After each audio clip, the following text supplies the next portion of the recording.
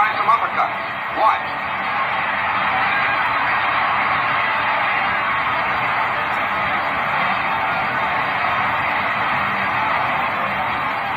Roland, still plenty game, will punch off the ropes and counter with his own right.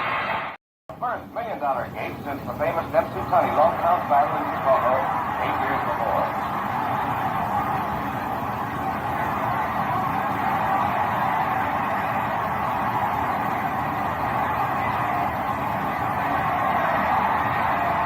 Everyone stunned by the fury of Lewis's attack.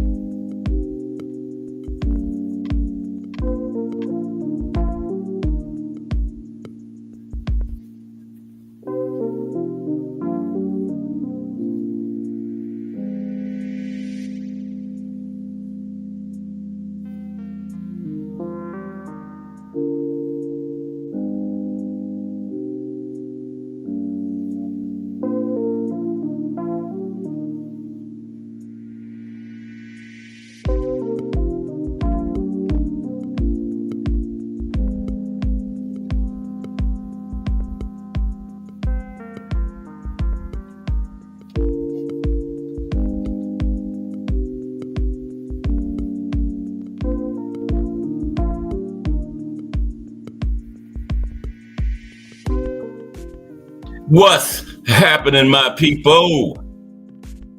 It's CAT Sports again, back for another afternoon with the family. Now, as usual, before I get started, let me give a shout out to the JBT community. It's just boxing talk. We're a group of people who just love to talk boxing. And we're always looking for others to join us. And you don't have to have a podcast.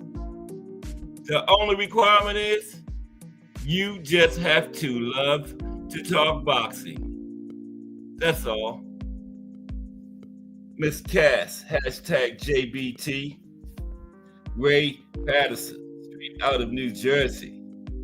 Kensaw Love 1, Jarrell Hattie, D for the win. Salute to everyone and welcome to another episode of CAT Sports, The Box Storian. Today, the best ever fighters, fights, knockouts, trainers, and trilogies. Okay? And you know what time it is. If it's Monday through Friday, 2 p.m., it's the Boxtorian, bringing you all that boxing history. Boxing is the greatest sport of them all. That's why we love it. Can't get enough of it. How's everyone today? This is the Wednesday afternoon hump day, New Year's Day, 2025 edition of Cash Sports the Boxtorian. What's up, Donnie Williams? Donnie Williams is in the building. Yeah, today, since everybody is doing the best of 2024 and all that stuff, I'm going to do the best ever. We're going to look at some of the best ever fighters of all time, the best ever fights, some of the best knockouts, some of the best trainers, and some of the best trilogies of all time. Trilogies, time permitting. That's what we got coming today on this January 1st, 2025. Happy New Year, everyone. Hope everybody had a nice, safe New Year's Eve. I did. I was in here sleeping. I went to sleep in 2024 and woke up in 2025. Yep. But we're going to kick it off with our highlights of boxing history, like we always do. Appreciate everybody that stopped by so far. We'll always wait until 2:30, give some more people time to get into the building. But let's look at our highlights of boxing history.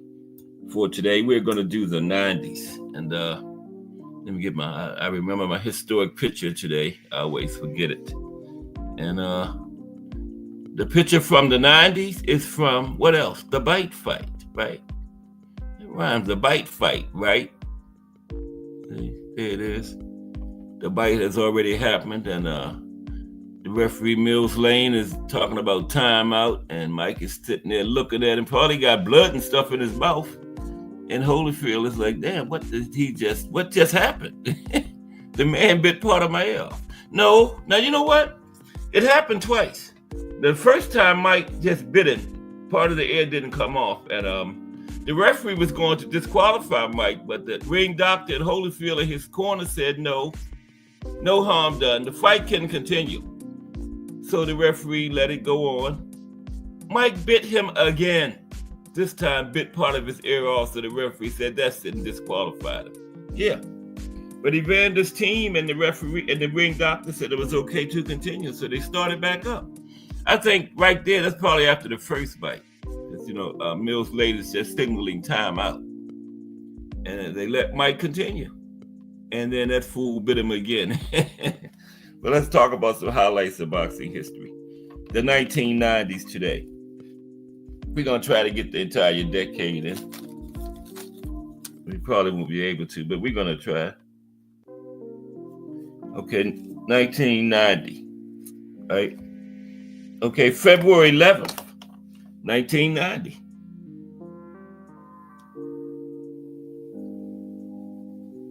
Buster Douglas upsets Mike Tyson by 10th round knockout in Tokyo to become the undisputed heavyweight champion of the world. Douglas came into this fight as a 42-1 underdog, right? And a lot of people say Mike wasn't in shape and everything, but that Buster Douglas that fought that night, if he could have maintained that conditioning he was in and everything, man, he would have been a problem at heavyweight because he was a big guy, rangy, had a beautiful jab, a busy jab, right? Kept it in Mike's face. Mike couldn't get close to him. Buster wasn't intimidated, but the only problem, we never saw that Buster again. He fought Holyfield next because it was supposed to be a tune-up for Mike to fight Holyfield. So naturally, Holyfield got the Buster fight, and the word was Buster ballooned up to like 400 pounds in between the Mike fight and the Holyfield fight. So just never, that Buster Douglas never showed up again. But Holyfield would have had his hands full with that Buster Douglas that beat Mike Tyson. It was not all Mike being out of shape, taking him lightly. Buster was sharp that night, man. It was not intimidated. Took the fight to Mike. That long, busy jab kept Mike off of him. Had a nice right hand coming up behind it, man. And that Buster was on point that night. And he didn't just beat Mike, he knocked him out. Not a TKO, a knockout. Mike was down for the 10 count. But yeah, that was October 11th, 1990. No one will ever forget that day. You know, everybody, you went to work the next day. People that thought that didn't even watch boxing was talking about that fight. Casuals, everybody. Mike Tyson got beat last night. Everybody was talking about that one. Okay, March 17th, 1990. That was one of the biggest upsets in sports, not just boxing, all of sports. Melanin Queen 27 in the building. What's up, Melanin Queen? How are you today? Happy New Year. We're on to the new. Out with the old, in with the new. It's 2025 now. Isn't that crazy? Wow. Okay. But salute, Queen. Okay, highlights of boxing history. Now, March 7th, 1990. March 17th, 1990. Get it right, Cass. Okay. Thunder meets lightning. This was the fight where Julio Cesar Chavez defeats Meldrick Taylor by a 12th round knockout for the IBF light welterweight unification. Now, there was controversy when referee Richard Steele stopped the fight with just 2 seconds left in the fight and Taylor ahead on all 3 scorecards. Chavez went into the 12th round needing a knockout, and they gave Richard Steele a signal and he stopped it with 2 seconds left. Richard, you were supposed to find a reason to stop it way before that. But yeah, 2 seconds. If damage is done to a fighter, how much more can be done in 2 seconds? If you hadn't stopped it by the time it got down to 2 seconds, you should have let the man finish for 2 seconds. If any kind of damage was done, it was already done, right? 1001, 1002, it's over. Why would you stop a fight with 2 seconds left other than you was paid to do it? You know, okay. Had to been paid, man. 2 seconds? What can you do to a person in 2 seconds? The damage is already done then. Plus, the man was ahead on all 3 judges' scorecards. And Chavez is undefeated still then, you know? So a lot of people was betting on that and all that kind of nonsense. So yeah, Richard Steele was clearly paid off. Yeah. 2 seconds? Come on, man. Okay. August 11th, 1990. Pernell Sweet Pea Whitaker defeats Juan Nazario by first round knockout to unify the WBA, WBC, and IBF belts and become the undisputed lightweight champion of the world, right? And he had a long reign. I think he went on up into the 2000s as champion. And WBO was around then, but they weren't being recognized by the other 3, so it was just 3 belt undisputed at that point. Yeah, WBO was in existence, but the other 3 weren't recognizing it as a major title at that time in 1990. Okay, that was August 11th. October 25th, 1990. Buster Douglas's short reign as heavyweight champion ends as he loses to Evander Holyfield by a 3rd round knockout. Douglas was very noticeably out of shape, despite being in pinnacle shape in the Tyson fight 8 months and 2 weeks before. See, I told you that Buster Douglas that fought Mike Tyson would have been a problem, but we never saw that Buster again. Way out of shape by the time. I told you he ballooned up to 400 pounds in between the Tyson and Holyfield fights. And then that take a lot out of a man trying to get back. He didn't have to, but he fought around 240, something like that. So to try to get back down to that by fighting, that's taking a lot out of you, man. And Evander stopped him in the 3rd round. Okay, so you never saw that Buster Douglas again. That beat Mike Tyson. November 11th, 1990. Julian Jackson wins by stunning knockout over Harold Graham by a devastating 4th round knockout for the vacated WBC middleweight title. Graham was ahead in the fight. He was knocked out by Jackson by a devastating right and was out for 5 minutes. And we're going to talk about that more when we get to the best knockouts of all time that made the list. That's what we're doing today for everybody that just came in. Since the end of the year, beginning of the year, everybody's always doing the best of the year. I'm doing the best ever. Best ever fighters, best ever fights, best ever knockouts, best ever trainers, and time permitting, best ever trilogies. The best ever today on Cast Sports, okay? And now let's go to 1991. Let's see what's happened in 1991. Define Arnie 1. What's happening to Define Arnie 1? I know Define Arnie 1 saw that Buster Douglas, Mike Tyson. That Buster would have been a problem, Define Arnie. But we never saw him again. He would have beat Holyfield, Bo Lewis, all of them, man. Big, rangy guy, man, tall. And he was the perfect person that was always said would beat Mike Tyson. And he was the perfect heavyweight for that, but didn't get the one fight out of that virgin of him. That jab was beautiful, man. Busy, changing speeds on it, coming in high with it, low, different angles. And Mike could not get past that jab, man. That was just a beautiful fight. And like I said, it wasn't, a lot of people say, well, Mike was out of shape, took him lightly. No. That Buster Douglas would have beat any version of Mike Tyson, man. He just was a better man on the night, okay? 1991. I'm not going to finish the 90s like this, talking 5 minutes about every day. Okay, February 9th, 1991. Terry Norris soundly defeats Sugar Ray Leonard by a 12-round unanimous decision and successfully defends his WBO super welterweight title. Sugar Ray should have been out of the ring by then. He was pushing 40 by then in 1991, but hey.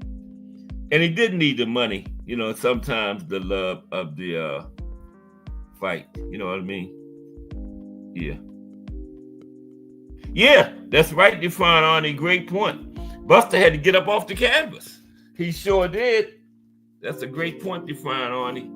He showed everything in that fight, man. Showed some dog, resilience.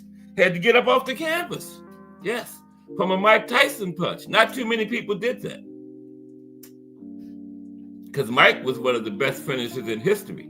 When Mike got you in trouble, put you down, you get up, you usually don't survive too much longer. But Buster came back from that and stopped Mike. I had almost forgot about that, Define Arnie. Thank you. Okay. Now, where we? Yeah, we're not going to finish the 90s. Where were we? 1991. April 19th, 1991. How did I get off of my subject? There we go. April 19th, 1991. In his first defense as undisputed heavyweight champion, Evander Holyfield defeats George Foreman by unanimous decision. Foreman was surprisingly valiant in defeat, despite being 42 years old. Yep. And later on, remember, George won the title back. Yeah. Because everybody was shocked by how good George was looking. Had been out of the ring 10 years and came back looking great, man. And again, won the title back. Let's go to 1990. We're going to do like 5 or 10 more minutes. Let's go to 1992. Okay? 1992. Okay, the first date is May 15th, 1992. Michael Moorer stops Bert Cooper in 5 rounds to become the new WBO heavyweight champion. Right? He didn't know that Big George was going to take it from him at 45 years old, a few years later. Yep.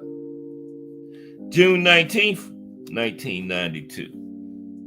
Evander Holyfield successfully defends his undisputed heavyweight championship by unanimous decision over the Eastern Assassin, Larry Holmes.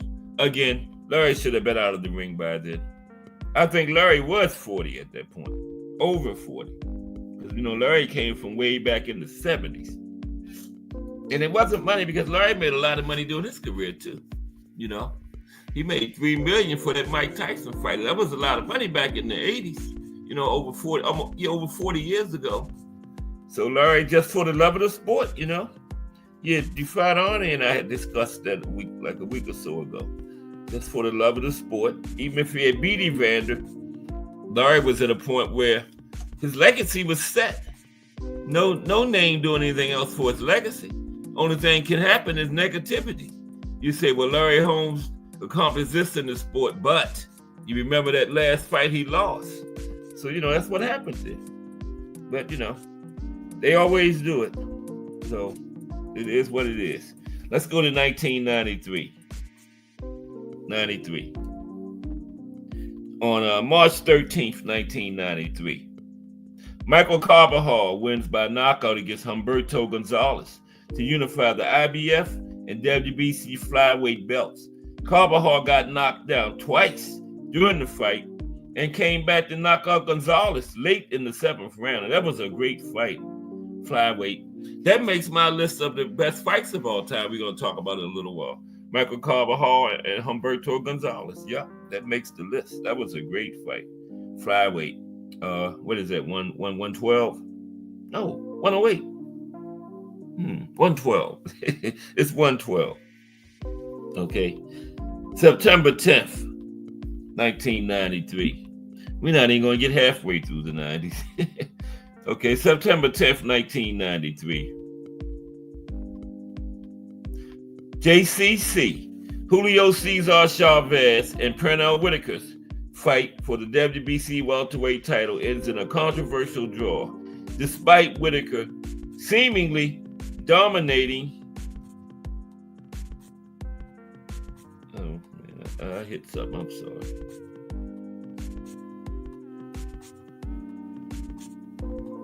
My bad. Despite Whitaker seemingly dominating the fight, right? It ended in a controversial draw. Never had the rematch or anything. That would have been the thing to do. Just have the rematch. Instead of keep talking about it, just have the rematch. That's all. Okay. October 1st, 1993. Lennox Lewis beats Frank Bruno, the two British fighters, in the 7th round by a technical knockout. Lewis was defending his WBC heavyweight title. It was the first time. I don't know. I keep hitting this button, man. Excuse me for a minute. Let me say something important too. Yeah, Lewis beat Bruno. It was the first time that two British-born boxers had fought for the world heavyweight title. See, that was important. Interrupting me right in the middle of that. First time two British fighters fought for the world heavyweight title. Wow. 1993, Lennox Lewis and Frank Bruno. BBO Boxing TV in the building. BBO, we're going to do Fearless Trinidad next Wednesday. Since it's New Year's, I wanted to do these all-time great fights, fighters, trainers, knockouts, trilogies today. Yeah, the all-time. We're going to do 10 of the best fights, 10 of the best fighters, 10 of the best trainers, 10 of the best knockouts, and time permitting, 10 of the next trilogies. But BBO Boxing TV had requested a profile on Fearless Trinidad. It will be next Wednesday, December the 8th, next Wednesday, okay?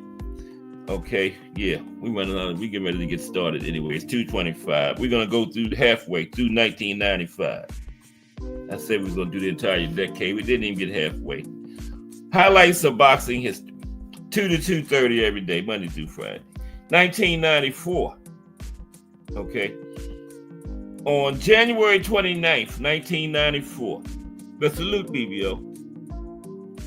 Frankie Randall gives Julio Cesar Chavez his first defeat in 91 professional fights, winning the WBC World Junior Welterweight title in the process. Randall beat Chavez by a split decision. Yep, that was JCC's first loss, 91 fights. Okay, let's do 95, then cut it off there. On February the 15th, 1995, Nigel Benn defeats Gerald McClellan by a 10th round TKO for the WBC super middleweight title after being knocked through the ropes in the very first round. and knocked down again in the 8th round. McClellan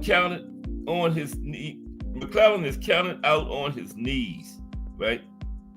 And then loses consciousness as he's counted out. And he's transported to the hospital where he went into a coma and suffered extensive brain damage, losing his eyesight and becoming 80% deaf. Wow. And Nigel Benn was never the same after that either. After that fight, yeah, he was never the same after that. McClellan went blind and 80% deaf. That is a hard one. They're blind and deaf. Man, that's almost like being passed away. You know? I mean, how can you communicate blind and deaf, man? Whew. That's a rough one there. You know, either one of those are rough, but both of them. And that's what happened to McClellan. He was blind and 80% deaf after that fight. And like I said, Nigel Benn was never the same. Let's do we're in 19. That was 1995. August 19th, 1995. Wow. Mike Tyson defeats Peter McNeely in his first comeback fight from prison. And you know, that fight is top 10 all-time pound for pound. Top 10 all-time pay-per-view. His first fight out of prison with Peter McNeely. And they wanted it to be Big George, but it fell through. Salute Thomas Hill. Hashtag JBT in the building. Because Cus D'Amato told Mike Tyson one thing before he passed away. He said, never fight George Foreman, because the same thing that happened to Joe Frazier will happen to you. He said George Foreman will feast on a short fighter like you, because you got to get in that range. And when you're in the process of getting in that range, you're in real danger.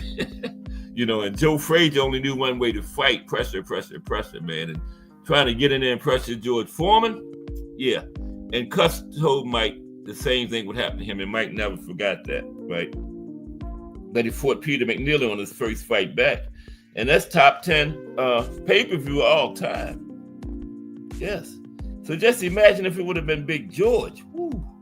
It might have beat Floyd Manning for number 1. Okay, let's finish up these highlights of boxing history and get on to the show. 1995. That is it. That was the last one. Only a couple for 1995. Okay. Appreciate everybody for rocking with me today. We're going to be doing some best ever. Since it's in the beginning of the year, you know, we're going to do the best all-time stuff. Fights, fighters, best knockouts, best trainers, and time permitting, best trilogies. Okay? Happy New Year to everybody. Hope everybody had a nice, safe night. They had some kind of thing here where some guy was running over top of people or something last night. These people are crazy, man. That's why I was in the house, because there's stuff going on nowadays, man. That's what some fool would love to get a crowd and, you know, just do something stupid. So, yeah. Chris the Legend. I haven't seen Chris. Chris the Legend in the building. I didn't see Chris, but Thomas Hill is greeting him. So salute Chris the Legend. How are you today? Oh yeah, BVO, that fight there was crazy, man. Happy New Year, BVO, and Happy New Year to everyone. Yeah, that was a crazy fight. Okay, first we're gonna look at some of the best ever fighters of all time, you know. And then we're going to look at the fights, knockouts, trainers, and trilogies in that order. Okay, so let's get to talking about these fighters. This is a Wednesday afternoon hump day. The rest of the week, we got boxing in the States tomorrow, New Mexico. And then Friday, the life and career of Carmen Basilio, one of those great 1950s middleweights. And we're going to get an extra profile next week, because BVO Boxing TV has requested the life and career of Felix Trinidad. So that's going to be next Wednesday, since it's coming out of the chat, right? Next Wednesday. Life and career of Felix Tito Trinidad. Tito. Yeah. Bad man, that Tito. Tito didn't get rolling until you knocked him down. When he got up, it was on. You know, the other fighters' trainer should have told him, don't knock Tito down. Don't knock him down, because when he get up, it's over for you. Yeah. Yeah, that's what I'm looking for. Had to get my bearings straight here. Okay, we got 10 of them. 10 of the best boxers of all time. Okay.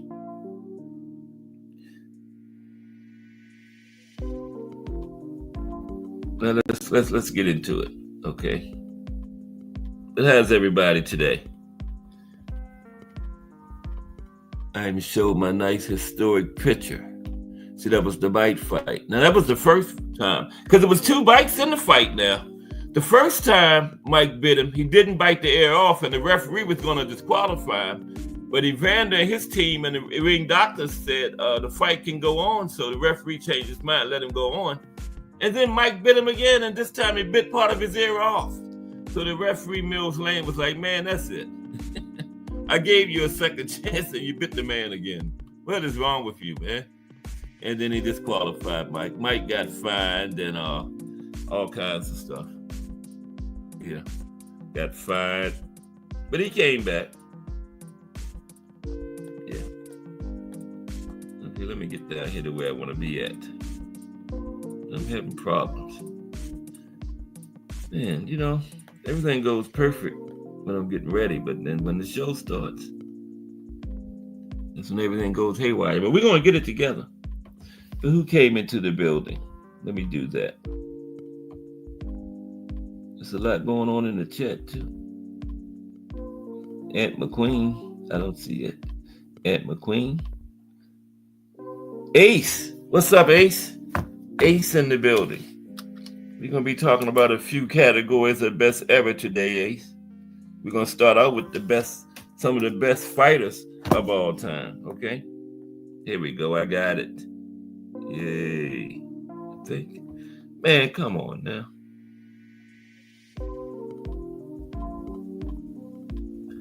Okay, let me go out and come back in. This is absolutely crazy.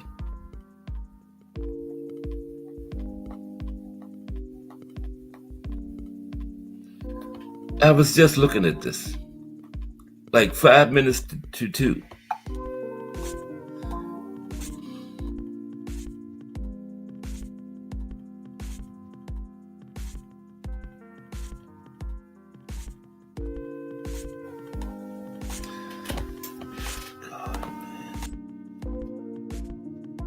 This is the craziest shit I've ever seen in my life, man.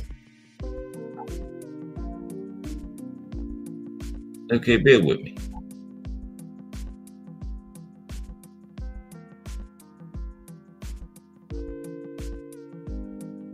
All right, I got it. Here we go. Okay, we got 10 of them. 10 of the best fighters of all time. Okay, we're going to go from 10 to 1. At number 10 is Marvelous Marvin Hagler.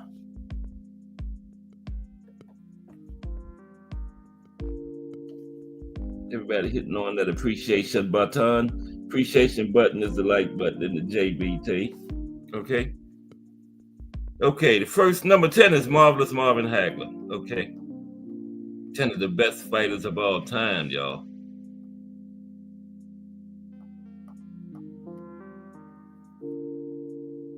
Marvelous Marvin Hagler. Now, in a decade featuring tough guy action heroes, Hagler was the boxing equivalent, okay? Now, avoided for years, the working class fighters saw a bogus draw deny him the middleweight crown in his first shot at it, right?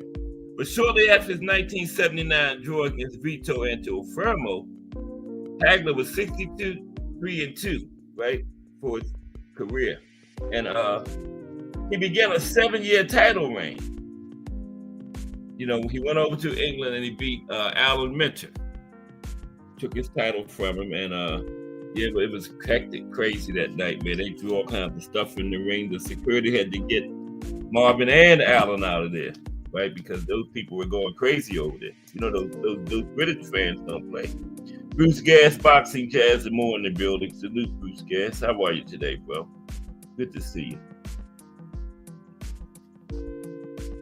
What else can happen? Now my 8-pin stopped right. I got another one right here, though.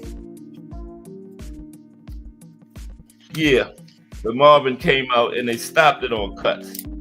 Alan Minter was the guy that cut easily, and so he got his first title. And then he reigned for 7 years. And in those 7 years, only one man went the distance with him, and that was the Hands of Stone, Roberto Duran, right? Only man to go the distance with Marvin in those 7 years, in that 7-year reign. 7-year title reign. He was a bruising southpaw, right? And he had better luck finding opponents in the 1980s because he had the title then, right? And he laid waste to natural middleweights and beating legends like Roberto Duran and Thomas Hearns. That was a defining boxing sequence for the Marvelous One. And while Hagler's hard luck ways returned when Sugar Ray Leonard received a long-debated decision leading to Hagler's retirement, his run stacks up well historically. Yeah, after that Sugar Ray fight, he retired and never came back to the ring. Happy New Year's, Ace. Mike Mazik in the building. Yeah, Marvin was one that got out and stayed away. After very controversial. One judge had like 118, 110. That judge should have never judged another fight in their life. You know? But yeah. And that was Sugar Ray's first fight in like what, 4 or 5 years or something like that. Okay, next is Sugar Ray Leonard, number 9. Sugar Ray Leonard coming in at number 9. Hagler should have been up there. There's Sugar Ray. Sugar Ray Leonard. Now, Leonard was sublimely skilled. He parlayed his Olympic gold medal into becoming the post-Muhammad Ali face of boxing. And his welterweight wins over Wilfred Benitez, Roberto Duran, after a close loss to Duran, and Thomas Hearns gave him career-defining moments before he turned 26 years old. All that was before he even turned 26. All of those wins, right? But Leonard's prime ended early. Now, had the eye injury not intervened, we are likely talking about a top 5 all-time fighter, right? Leonard ended up 36 wins, 3 losses, 1 draw. He may not have deserved the decision over Marvin Hagler, but even being competitive against a heavily favored middleweight after essentially a 5-year layoff showed the vast toolbox the charismatic Leonard possessed. Yeah, had been out of the ring 5 years. You know, just being competitive in that fight speaks volumes about Leonard. Number 8, Benny Leonard, legendary lightweight back from the 20s, 30s. Yeah, Benny Leonard in the International Boxing Hall of Fame. That's Benny on the left, by the way. Legendary. But salute Mike Mazik. How are you? Happy New Year. Okay. Now, in an era when fighters were far more active than they are today, Leonard's numbers stand out. He was the longest reigning lightweight champion from 1917 to 1925, an 8-year reign as champion. And that was when there was only one champion in each division, okay? We didn't have no 69 champions in each weight class. No supers and super dupers and pink European champion. We didn't have none of that kind of nonsense. One champion in each division. This man reigned for 8 years, okay? Now, Leonard ended his career with 85 wins, 5 losses, 1 draw, with 69 knockouts, okay? Let me see what that is. That's like 70-something%, I think.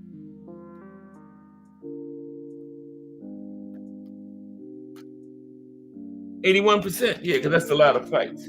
81% knockout rate for Benny. And he was also a great boxer, too. You know, he could box and had pop, right? And out of his 5 losses, 3 of those losses came before his 21st birthday. And a 4th occurred at the hands of Hall of Famer Jimmy McLaurin after Leonard emerged from retirement and came back into the ring. And the fifth loss came because of a disqualification in a welterweight title fight he was likely winning. In between the slick 5'5" boxer puncher, in between all that, he was peerless.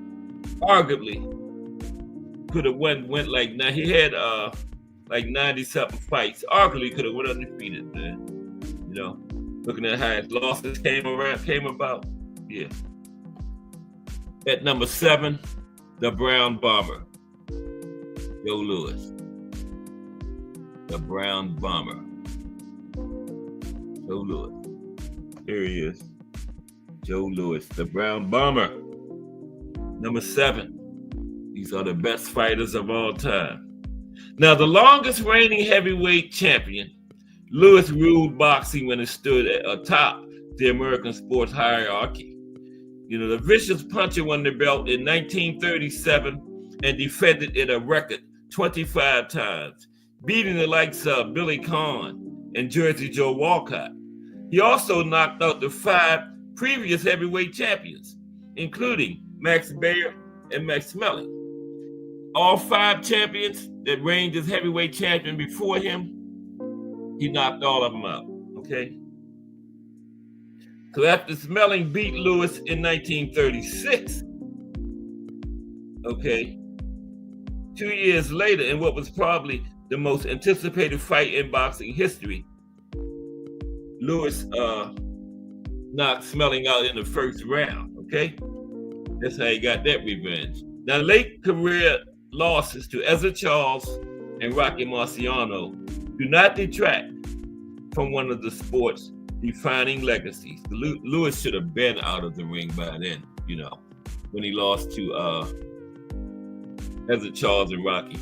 And Rocky said there was 3 men that he probably could never beat. And it was prime Joe Louis, prime Sonny Liston, and prime Ali. Okay, but Rocky had Susie Q.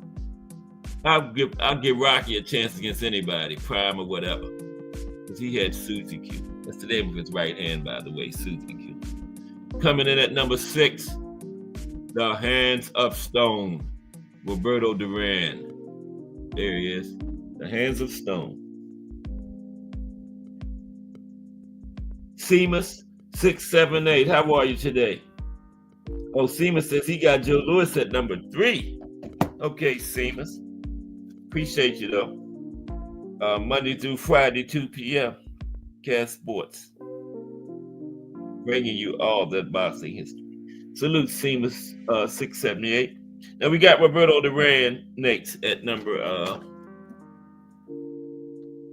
6. The Hands of Stone. Now, one of the most ferocious competitors in boxing history, Duran ruled the 1970s lightweight scene. Only lost 1 set lightweight in 1970s, right? Now, he finished his career with 103 wins, 16 losses over a 33-year career. Only one of 2 men to fight in 5 decades, the other being Jack Johnson, right? He fought in 5 different decades. He was 54-1 in the 70s, right? A warlord at 135, Duran's signature work came at welterweight. He made Sugar Ray Leonard brawl with him in their first fight, and he took Leonard's belt away from him, right? In an underrated classic, okay? And then in Omar's return fight, that was like a little blemish on his record, but he did come back and become a champion again, you know? Came back in great shape for that No Mars performance, right? He set the tone for a second act that featured junior middleweight and middleweight titles. The Hands of Stone, Roberto Duran, okay? So it came back nicely from that No Mars situation. Coming in at number 5, the Woe of the West, Willie Pep. Willie Pep, coming in at number 5.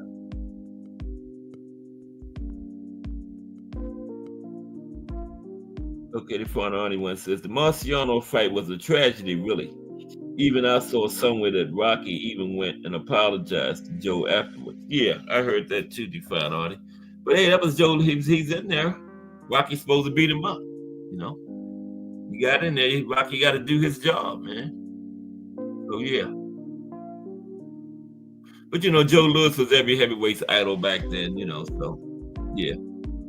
Like Larry Holmes, after he beat Muhammad Ali up mercilessly in the 80s, he cried after the fight. Because, he was Ali's sparring partner. And Ali really helped his career out a lot when he was a young fighter. So, got emotional. But he still beat him up. But Willie Pep, the will o' the wisp. Okay. Next we got coming up some of the greatest fights of all time. There's Willie Pep. Probably, arguably, I think he's the best featherweight ever, but I'm gonna say arguably because you can make an argument for a few others. Now, Salvador Sanchez had the accident at 23 years old. It wouldn't even be an argument. It would be Salvador Sanchez hands down, right? Because he's legendary. Didn't even go anywhere near his prime, right? Didn't even fight anywhere near his prime. Now, Willie Pep. Now, Pernell Whitaker's top competition for boxing, defensive build, Pep deployed a silky smooth style that bedeviled featherweights for years. Now, I got Pep as number one defensive, by the way. En route to a 230 wins, 11 losses, and 1 draw, right? That's right. 242 fight career, right? Pep won his first 63 fights without a loss. Now, already residing as the world's top-ranked featherweight, Pep took the 126-pound belt from Hall of Famer Chalky Wright in 1944 and kept it for 4 years. Now, unfortunately, injuries from a 1947 plane crash sapped some of Pep's wizardry, leaving him vulnerable. After he had that plane crash, he fought 10 more times that year. And the doctor, he was in the hospital after the plane crash. The doctor said, Willie, you are never going to fight again. And Willie said, only thing I'm never going to do again is fly at night. Right? He fought 10 more times that year. Proved the doctor very wrong. Right? And Sandy Sadler took Pep's belt in 1948. But Pep managed to recapture it in 1949's Fight of the Year and further his claim as one of the sports giants. My best featherweight ever, Willie Pep. Okay? At number 4, Harry Greb, the Pittsburgh Windmill. Harry Greb. There's Harry. Now,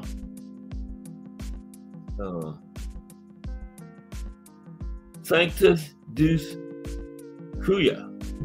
How are you today, bro? They hear Nicolino Loche. Yeah, he was right in my mind when I was saying that, bro. I have Nicolino Loche as the best defensive fighter. Resume could have been better had he fought more outside of Argentina. But you know what? I'm gonna call you Sanctus. You know what, Sanctus? What was I gonna say about Nicolino Loche? I forgot. Damn, I had a good thought. Nicolino Loche. Oh, to have his nickname Untouchable, he had to be a good defensive fighter. Nicolino Loche, his nickname was Untouchable. The Untouchable, right? So he had to be a bad man defensively. But when I said Willie Pep was the best, I had Nicolino Loche was right in my mind. Yep. Prison Talk with Tommy. What's happening, Prison Talk with Tommy? Yeah, I had him right in my mind, Sanctus. Nicolino Loche, the Untouchable. Mm-hmm. It was a man's nickname. Yeah. Now, nobody is untouchable, but he was close. Little Prison Talk with Tommy. How's the baby boy doing down there in Tampa? Prison Talk with Tommy is a new dad. I guess his son is what, a week and a half, 2 weeks old, something like that. Right around Christmas it was. But salute Prison Talk with Tommy. We're talking about the best fights today, best fighters, best fights, best knockouts, best trainers, and time permitting, best trilogies. But Harry Greb is next. The Pittsburgh Windmill. There he is. The Pittsburgh Windmill.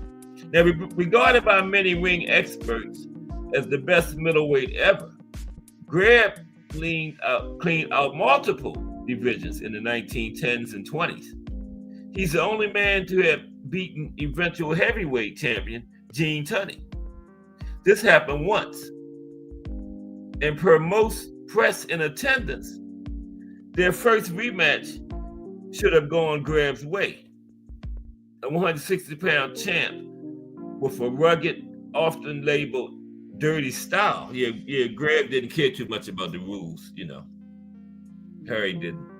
Now, Grab regularly fought and beat light heavyweights, and he also defeated heavyweights who'd beaten Jack Dempsey. Now, Grab had a record of 105 wins, 8 losses, and 3 draws. He dispatched fellow all-time great Mickey Walker at middleweight, rounding out one of the sport's most diverse resumes. And he fought 37 times in 1917, 45 times in 1919. So that's almost 100 fights in 3 years. And in 1919, he won all 45 of them, 45-0. Okay? At number 3, Homicide Hank, Henry Armstrong.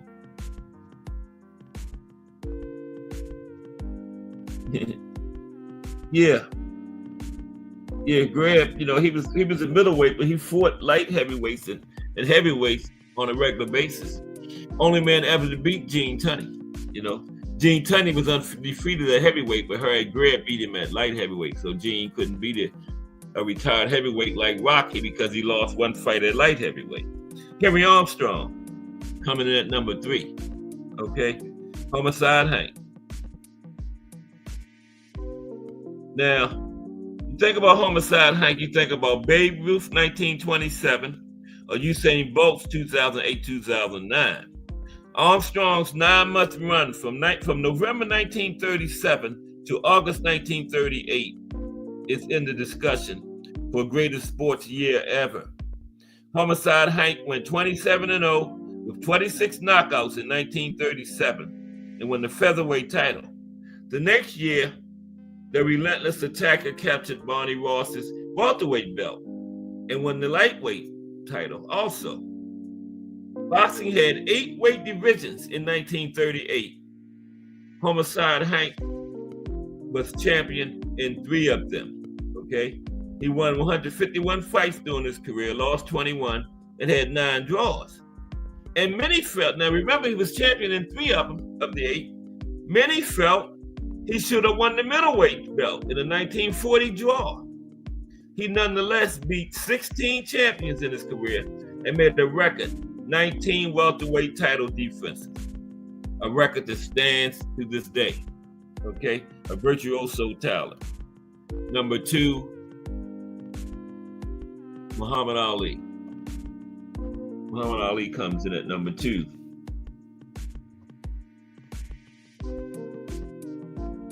Okay, Muhammad Ali.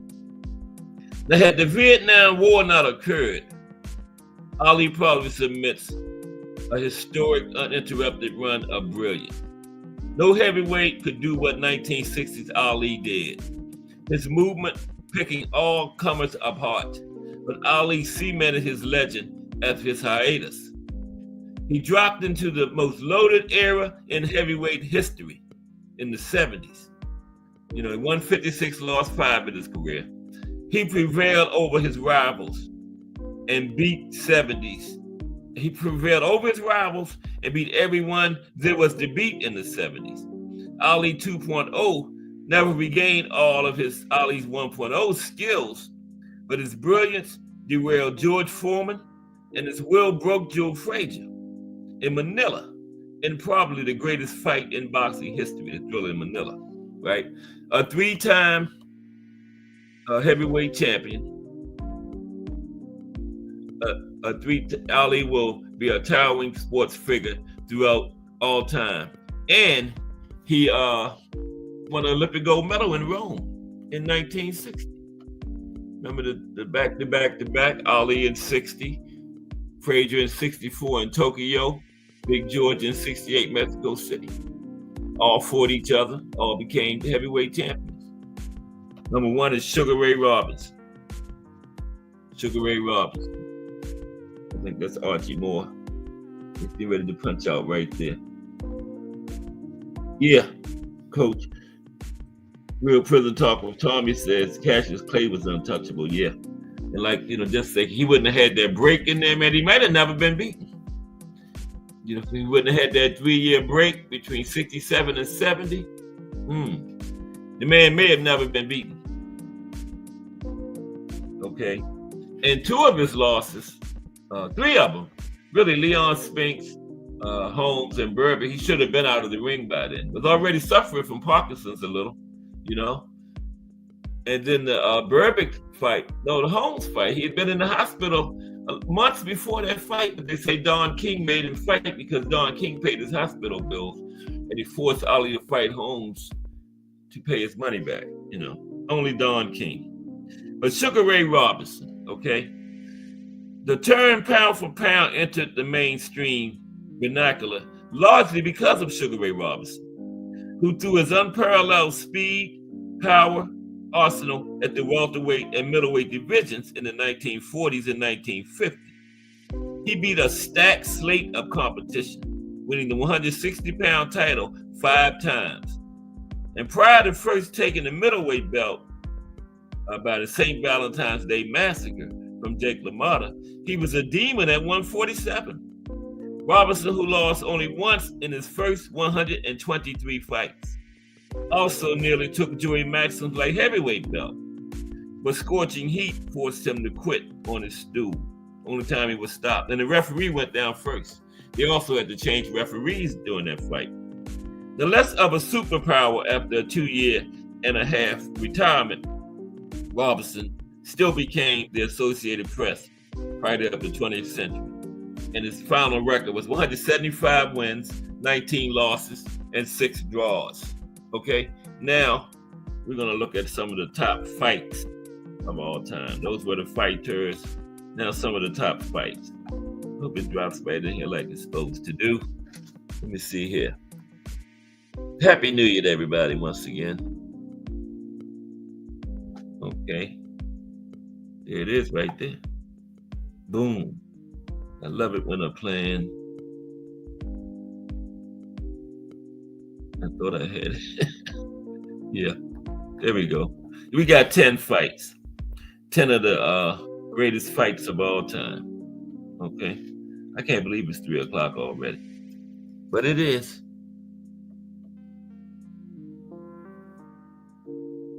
Now the first one is Sugar Ray Leonard and Thomas Hearns 1. How come it didn't come up? Sugar Ray Leonard and Thomas Hearns 1. Sugar Ray Leonard and Thomas Hearns 1. Oh, there it is. Okay. Anybody come in? Yeah. All right. Appreciate everybody that's rocking with me today. At number 10, Sugar Ray Leonard versus Thomas Hearns 1. September 16th, 1981. September 16th, 1981. Now, the first clash between 2 of boxing's most talented fighters was a study in adaptation. Opening as expected, the welterweight title unification fight saw the lankier Hearns keeping his shorter opponent at a distance while scoring with long jabs at will, right? A brilliant strategist, Leonard knew the fight could not continue this way, so he changed up his game plan and aggressively went after the hitman. So the roles reversed. Hearns started out as the stalker. Leonard was moving, so then Leonard changed up his game plan, and he hurt Hearns in the 6th round. So then Leonard became the stalker. Hearns started moving, right? And Sugar Ray's assertiveness earned him the 6th and 7th rounds. His assertiveness carried him through the 6th and 7th rounds. He hurt Hearns in the 6th. But soon, Hearns adapted himself and made the adjustment, swinging the fight back in his favor. Okay? Was a few adjustments in that fight by both fighters, made some good adjustments. And when Sugar Ray changed up in the 6th and 7th rounds, Hearns swung the fight back in his favor. By boxing, instead of brawling. And the fight looked to be going the Motor City Cobra's way. Leonard needed a knockout by the 13th round. But Leonard threw all caution to the wind and attacked his opponent, going a knockdown in the 13th round. And he came off, and Hearns did not recover. It was toward the end of the round. Hearns did not recover, and Leonard came off of that stool when the 14th began, like he was shot out of a cannon, right? And he pounded Hearns until the official stopped the fight in the 14th round. Great fight. Leonard won by 14th round TKO. Next, Diego Corrales versus Jose Luis Castillo, May 7th, 2005. May 7th, 2005. I keep hitting stuff. May 7th, 2005. There we go. Come on now. I'm going to end the whole stream in a minute. In case I end the stream, I will see y'all tomorrow. In case. There we go. Diego Corrales versus Jose Castillo, May 7th, 2005. Okay. Now, boxing's popularity has undoubtedly waned in the past decade, but there are still occasional reminders of what makes the sport great. This 2005 brawl for the WBC lightweight title was one such flash of brilliance. A 10-round war of attrition between California's Diego Corrales and Mexican dynamo Jose Luis Castillo. And this fight saw both fighters stand toe-to-toe in the center of the ring and trade shots for nearly half an hour before a thrilling chain of events occurred. After being knocked down by Castillo 2 consecutive times in the 10th round, Corrales staggered to his feet and threw a miraculous right hand that caught El Turbo on the chin. Smelling blood, Chico attacked and unleashed an offensive flurry on his opponent that forced the referee to end the fight. Yeah, he went down 2 times in the 10th round and got up and stopped his man. Next, Big George Foreman versus Ron Lyle, January 24th, 1976. If you like old fights, that's one to watch right there. Hardcore boxing news in the building. JH Hardcore. The H stands for Hangout. That's the founder of the JBT. JH Hardcore. What's up, Jay?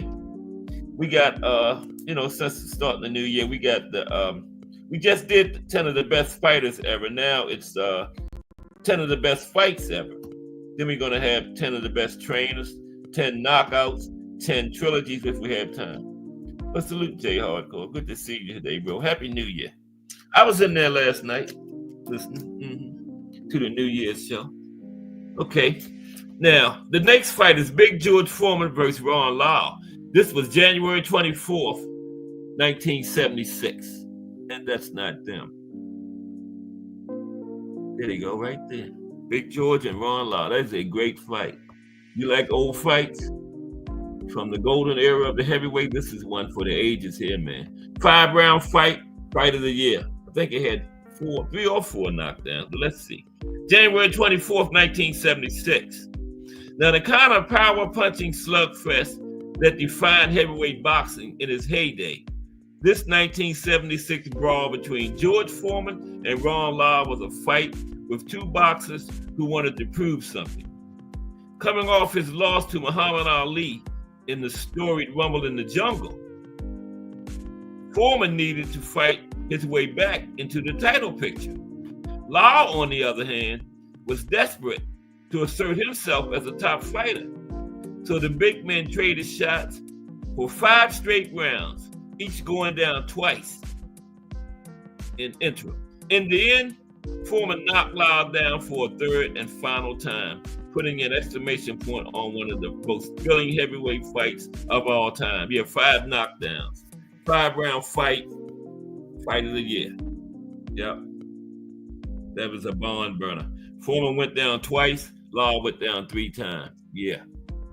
Check that one out. January 1976. From the golden era of the heavyweight division. Yeah, Foreman was trying to he had just lost that fight to Ali and coming, trying to come back from the Rumble in the Jungle. And Lyle was just trying to, make a name for itself. So they went in there and got it on, man. But Foreman pulled it up. Next is Eric Morales versus Marco Antonio Barrera, February 19th, 2005. 10 of the best fights in boxing history.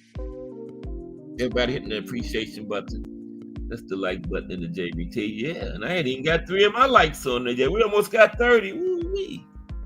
Hit 30. We might get some hits on the bag tomorrow. I don't know who's going to do them yet. I'll let you know later. 2 more. Let's get this 30. 7. Eric Morales versus Marco Antonio Barrera, February 19th, 2005. Now, the greatest boxing rivalries are often fought in trilogies. And the feud between dangerous Mexican boxers, Eric Morales and Marco Antonio Barrera, was no exception. They had a trilogy. And when we get to the trilogies, you better believe those two are one of the greatest trilogies of all time, too. And this fight was one of the greatest fights of all time.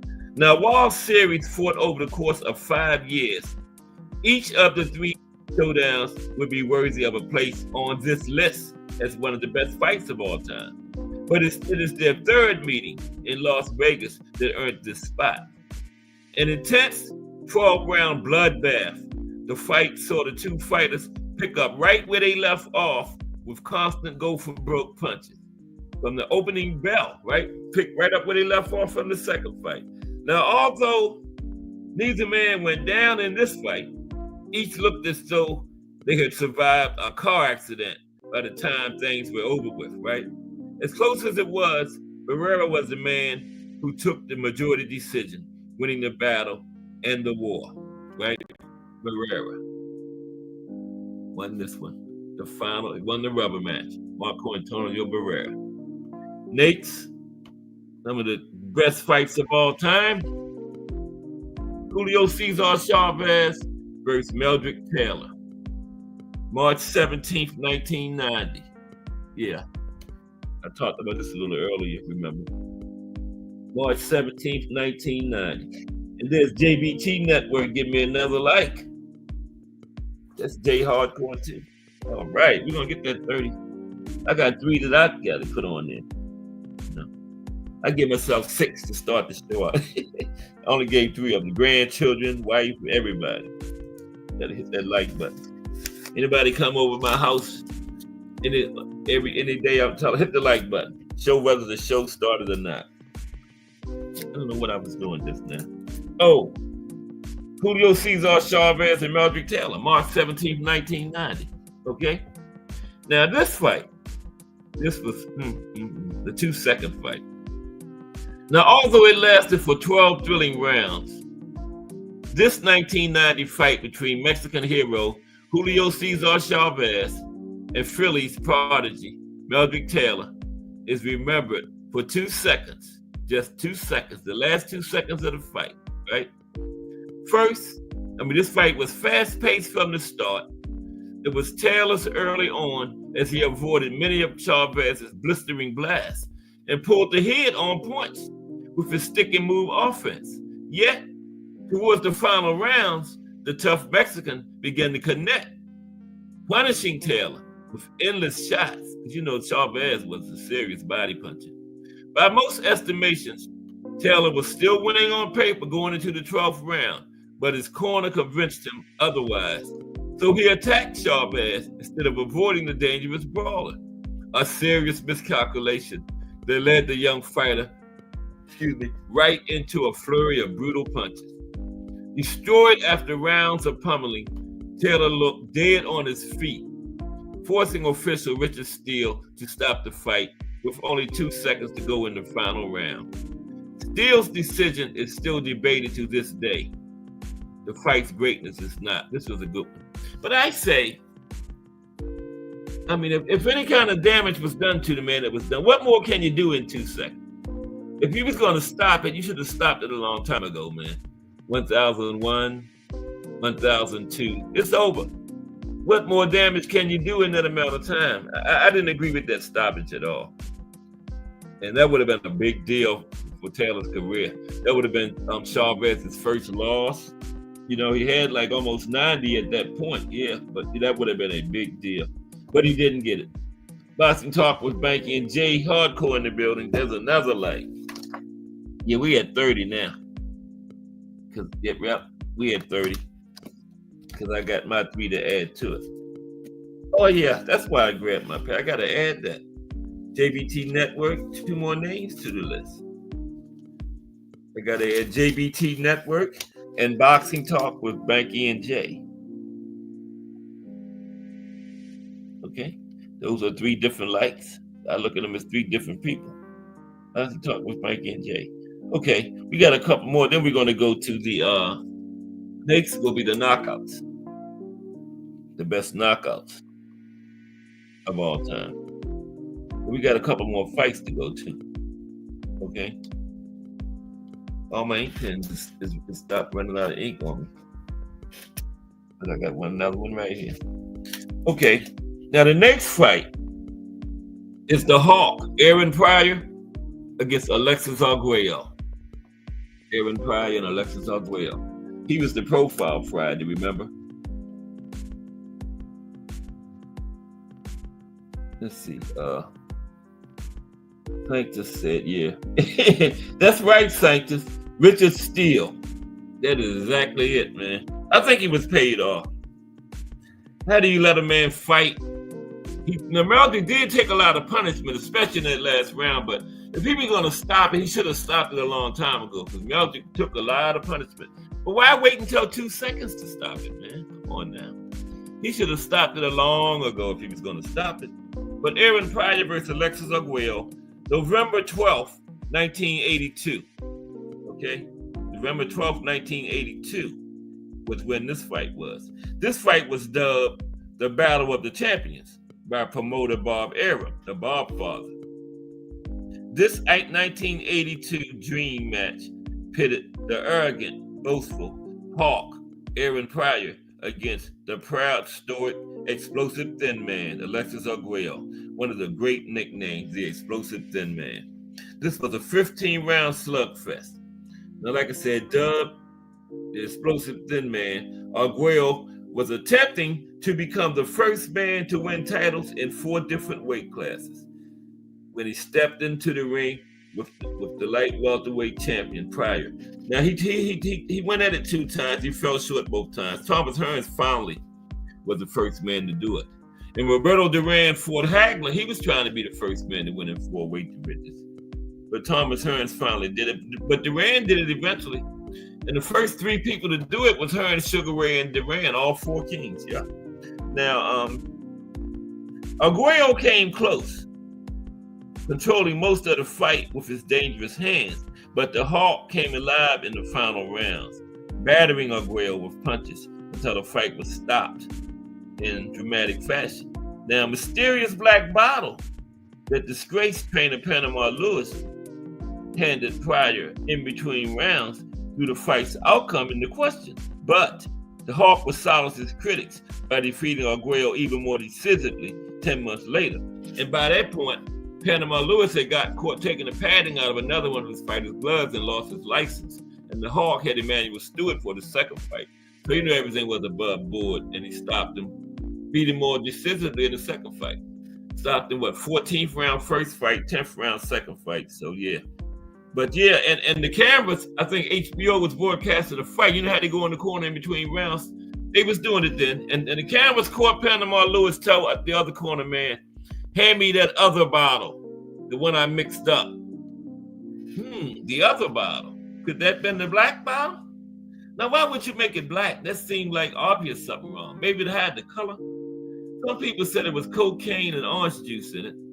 Some people said it was asthma medication for his stamina. And the Hawk said it was stomachache medicine. But see, the WBA dropped the ball. They didn't drug test after the fight. If they would have drug tested after the fight, that would have put all that to rest, right? But they didn't. They dropped the ball, the WBA, World Boxing Association. Next is Muhammad Ali and Big George Foreman. The Rumble in the Jungle, October 30th, 1974. Muhammad Ali and Big George Foreman.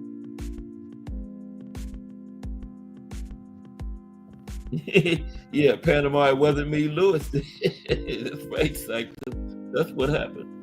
Oh, Coach is what Prison Talk with Tommy is watching the Thriller in Manila right now. Yeah, that was the first fight I ever watched, Coach. So I was sold on boxing. And when I watched another fight, I was disappointed because I thought every fight was going to be like that, man. They almost killed each other in that ring that night. Joe Frazier was blind after the 14th round, still trying to come out there and fight. But his trainer stopped it. And Ali had went to his corner in the 14th round and told Angelo Dundee to cut my gloves off. I'm not going back out there. But Angelo wouldn't do it. Angelo told him to look at Frazier, right? So, yeah, Frazier threw the towel in first. But Muhammad Ali versus George Foreman, October 30th, 1974, the Rumble in the Jungle. Now, in 1974, George Foreman was hell on earth. He was destroying everybody. A huge, powerful puncher, Foreman made mincemeat out of Joe Frazier, and he embarrassed Ken Norton in 2 rounds before it was announced that he would be fighting Muhammad Ali in Zaire in the Rumble in the Jungle, promoted by Don King, right? He gave it that name. Now, although he was beloved, Ali was looked at as the underdog going into the title fight. Foreman was too big, too powerful, too everything. I was saying that too. Now, the Louisville Lip, Ali, was ready for his young opponent. And using a technique he called the rope-a-dope, Ali famously covered himself up against the ropes and let Foreman throw bombs until he wore himself out. By the 8th round, the big man was exhausted and Ali capitalized, delivering a hard right hand that knocked Foreman out and cemented the boxer's reputation as the greatest. Yeah, that was something. That rope-a-dope, man. And they tried to say Angelo Dundee loosened the ring ropes up before the fight to try to so Ali could lean back further on the ropes. But Angelo said he didn't do it because Angelo said he didn't know about the rope-a-dope until everybody else found out during the fight.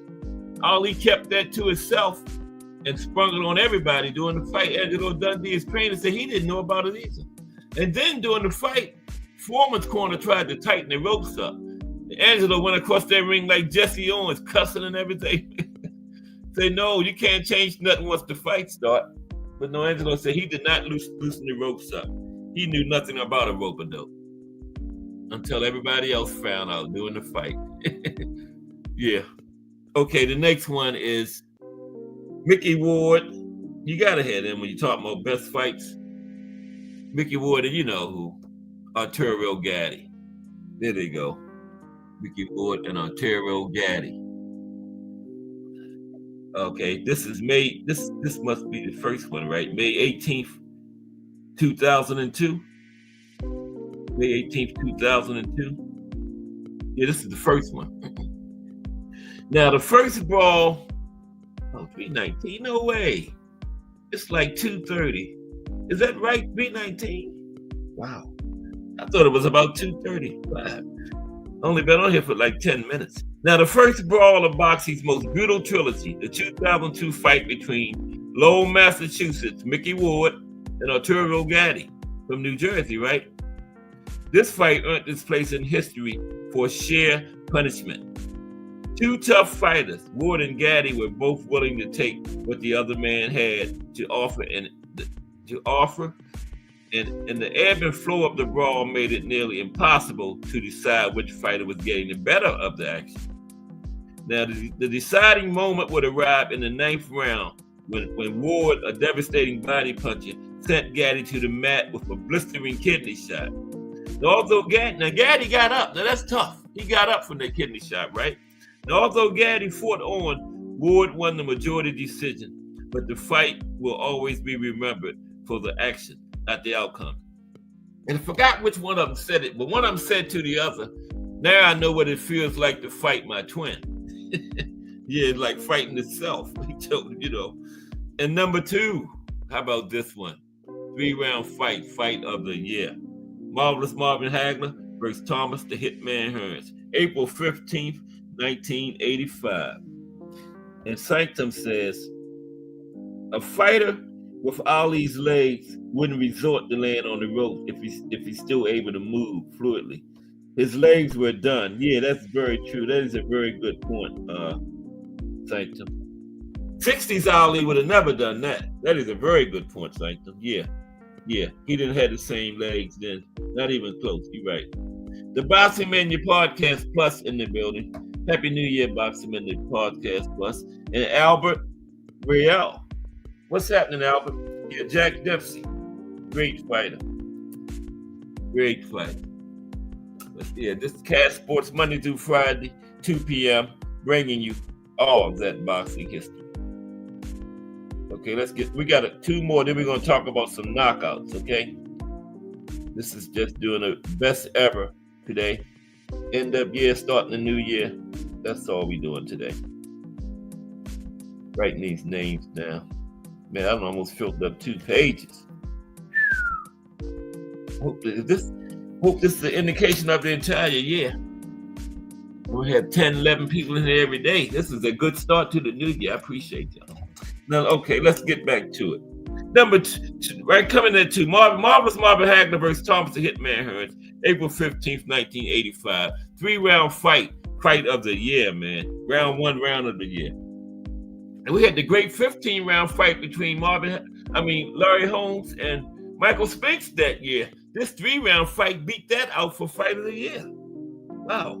Now, this fight only lasted for 3 rounds, but somehow this 8-minute slugfest between Marvelous Marvin Hagler and Thomas the Hitman Hearns had more drama, action, and tension than almost any other fight in history. Both feared knockout artists, Hagler and the Motor City Cobra, entered Caesar's Palace in Las Vegas with much hype and immediately lived up to it. In what has been called the greatest round in boxing history, the middleweights traded power punch after power punch, but neither man would go down. That was just the first round. Exhausted from the wild 3 minutes, Hagler and Hearns struggled through the next 2 rounds until a bloodied Hagler found victory with a right hand followed by 2 uppercuts. And Hagler was cut real bad too. He felt a sense of urgency because the doctor had just looked at it, right? And so he got Hearns up out of there. Finally, Coach said he watched the Thriller in Manila, but number 1 is Muhammad Ali versus Joe Frazier, the first one, March 8th, 1971. This was the biggest of the 3, but the Thriller in Manila was the best of the 3 because this was the first one. They both had legitimate claims to the title because Ali was never lost the title in the ring. He was stripped of it. And Joe Frazier, it wasn't his fault Ali got stripped. He won it in the ring, so they settled it in the ring. And when Ali was stripped in 1967, they had a tournament to replace him as champion. And in support of Ali, Joe Frazier boycotted the tournament. Frazier didn't participate in it in support of Ali. He took the title from Jimmy Young later after the tournament, but no, Frazier supported Ali. He said he supported the Vietnam War, but he said Ali has the right to his beliefs. So he didn't compete in the tournament, right? And, Ali was wrong the way he treated Frazier. All the trash. He went overboard with the trash talk. He went way overboard, man. Yeah. Went way overboard. Yeah. Coach says Pacquiao knocking him out of Haiti. Out of Hatton was crazy. Yeah, Coach. Okay, Muhammad Ali versus Joe Frazier, March 8th, 1971. And this fight was so iconic. They had the daughters fought on the 30-year anniversary, March 8th, 2001, which was dubbed Ali Frazier 4, right? And later Ali against Jackie Frazier later Ali winning. But the 30-year anniversary, the daughters fought. That's how iconic this fight was. And that's iconic. Now, if Ward versus Gaddy is boxing's most brutal rivalry, then this is the sport's most storied, known as the fight of the century for good reason. This 1971 heavyweight title match was about more than just a championship. In the eyes of many, it was a reflection of the times, a showdown between the counterculture in the guise of Muhammad Ali and the pro-war establishment represented somewhat illogically by Joe Frazier, right? Now, much of this was, of course, established by Ali's famous bark. But when it came time to fight, Smoking Joe let his hands do the talking. Smoking Joe let his hands go. Now, he let his hands do the talking. For 15 rounds, the legendary fighters brawled amid a media circus in Madison Square Garden. pummeling each other to the point that rumors of their deaths circulated after the final bell. Now, that should have been the third fight. This wasn't nothing compared to that Thriller in Manila. Now, each man lived to fight again, but it was Frazier who walked away with the win by unanimous decision. He dropped Ali in that, was it the last round? Yeah, I know it, but I think he still would have won the fight without that knockdown, but that didn't hurt him. That did not hurt him. Okay, let's go to knockouts. Some of the best knockouts of all time. Okay, I think, yeah. The greatest knockouts in history. Yeah, this is brief. Yeah, I like this. This is good. Stick around for this. You'll like it. I promise. So the greatest, and this is one punch knockout, by the way. But I can't believe Gotti got up from that liver shot, man. That is a one tough customer there, man. He got up from a liver shot. You don't see too many people do that, you know? From a liver shot? Yeah. Yeah. Okay. I got 12 of them. Some of the top knockouts in boxing history. Okay. The first one is Sergio Martinez over Paul Williams. Sergio Martinez over Paul Williams. Get your kind of color, but yeah, that's them. Okay. Sergio Martinez, second round knockout over Paul Williams, November 20th, 2010. The previous December, these two southpaws had given fans 12 rounds of exciting action and a fight of the year candidate, with Williams taking a close points win. So if you had wanted to wager that either, let alone Martinez, would win the return by stunning one-shot knockout in just the second round, you would have had people eagerly lining up to take your money. You could have got an easy bet on that. But, in fact, you would be the one adding cabbage to your wallet after Maravilla caught Williams with a perfectly timed overhand left that detonated on Williams' jaw and knocked him out cold, right? Yeah, that's it right there. Caught him on the jaw and knocked him out cold. The Punisher's eyes was wide open as he lay and sensed it on the canvas. Williams had never been stopped before, but he didn't move a muscle as he was counted out. It was a stunning outcome and one that solidified the Argentine standing as the best middleweight in the world. Sergio Martinez, yeah. And all these are one-punch knockouts. Okay. The next one is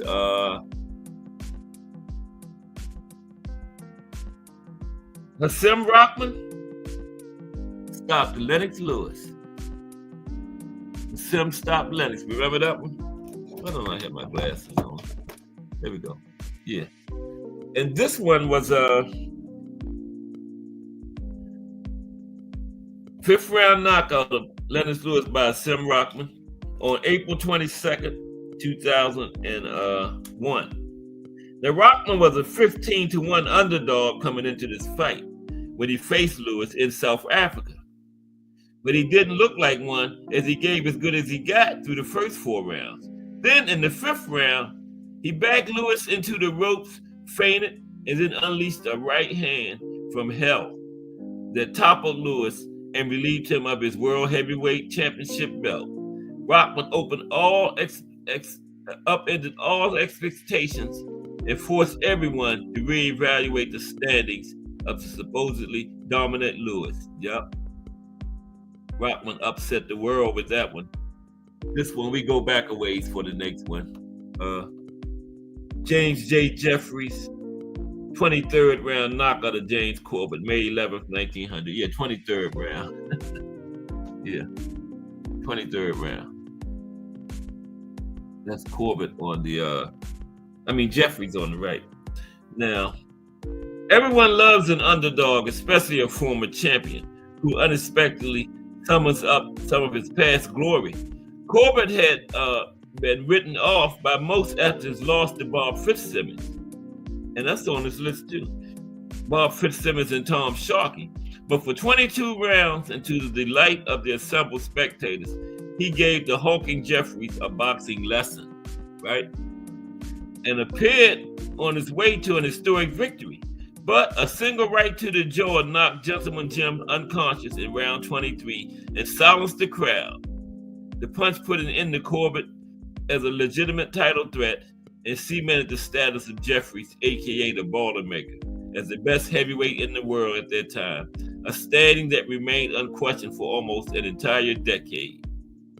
Yep. Julian Jackson and Harold Graham is the next one. Julian Jackson and Harold Graham. Julian Jackson, 4th round knockout, Harold Graham, November 24, 1999. All these are knockouts, no TKOs. 1990.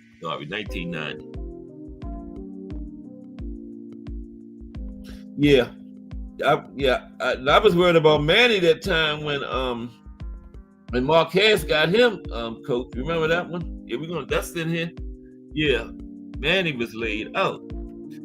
Now, the most brutal and awe-inspiring one-punch knockout ever witnessed won lead-fisted Jackson his 2nd divisional title and further cemented his reputation as an all-time great puncher. The favorite Graham had dominated the first 3 rounds to such an extent that Jackson's eyes were swelling shut, both of them. And after the 3rd round, the ringside doctor informed the Hawk that he would soon have no choice but to stop the fight. So he had a sense of urgency. The one-sided boxing lesson continued in round 4 before Jackson suddenly struck with a vicious right hook that instantly knocked Graham out cold. He was in danger of the fight getting stopped. He came back with a one-punch knockout. Next, Antonio Tarver, Roy Jones, May 15th, 2004. Tarver with that 2nd round stoppage of Roy Jones. Remember that one? Yep. For years, a very cocky Roy Jones Jr. appeared unbeatable. Then very suddenly, he wasn't. He had never been seriously hurt, let alone stopped. And his lone defeat up to that point was by disqualification, right? Now, scores of fans regarded him as a modern great whose name could be uttered in the same breath as that of Willie Pep or Sugar Ray Robinson. So imagine the shock when they saw a single left hook from underdog Antonio Tarver in the fight in only the 2nd round, right?